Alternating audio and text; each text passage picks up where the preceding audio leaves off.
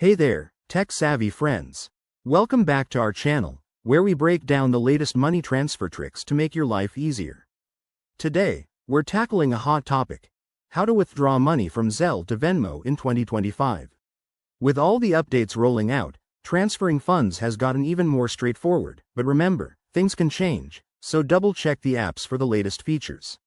Let's jump right in. First off, a quick refresher.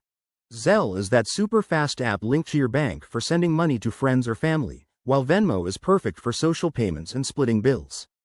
The good news is, by 2025, integrations between these services have improved, but you still can't directly transfer from Zelle to Venmo. Instead, we'll use your bank account as a bridge. It's simple and secure. Step 1. Open your Zelle app on your phone. Make sure you're logged in and head to the Send or Transfer section. Select the amount you want to withdraw and choose your linked bank account as the destination.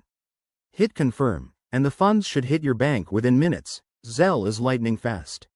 Step 2. Once the money is in your bank account, switch over to the Venmo app. Go to the Add Money option in your wallet. Link your bank account if you haven't already. It's a one-time setup. Enter the amount you want to add from your bank to Venmo, and approve the transaction. Boom! Your funds are now in Venmo, ready to spend or send. A few tips to keep things smooth. Always verify your bank links for security. Watch out for any transfer fees. Some banks charge for Zelle withdrawals. And make sure you have enough funds to cover everything. In 2025, look for new features like instant notifications or biometric approvals to speed things up even more. There you have it, easy as pie. If this helped you out, give this video a thumbs up. Subscribe for more finance hacks, and drop a comment below if you have questions. Stay smart with your money, and we'll see you in the next one. Thanks for watching.